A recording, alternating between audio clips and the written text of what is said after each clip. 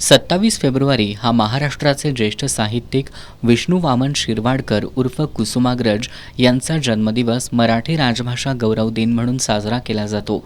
या दिवसाचं औचित्य साधून शाश्वत प्रतिष्ठानच्या वतीनं ज्येष्ठ समीक्षक, साहित्य अकादमी पुरस्कार प्राप्त लेखक आणि शिवाजी विद्यापीठाचे माजी मराठी विभाग प्रमुख डॉक्टर रवींद्र ठाकूर यांचा त्यांच्या निवासस्थानी जाऊन सत्कार करण्यात आला.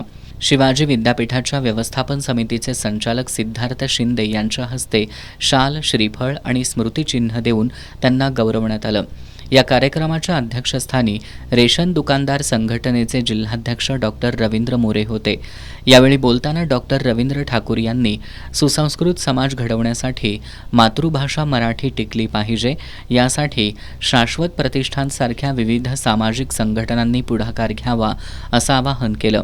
यासह भाषावाद निरर्थक असल्याचं सांगून मराठी भाषा रुजवण्यासाठी घरोघरी वाचन संस्कृती जोपासण्याची गरज त्यांनी व्यक्त केली. यावेळी प्रतिष्ठानचे अध्यक्ष डॉक्टर गुरुदत्त म्हाडगूत, संचालक निखिल जाधव, ओंकार वनारसे, हिदायत मणेर, प्रशांत कुलकर्णी यांच्यासह मान्यवर उपस्थित होते.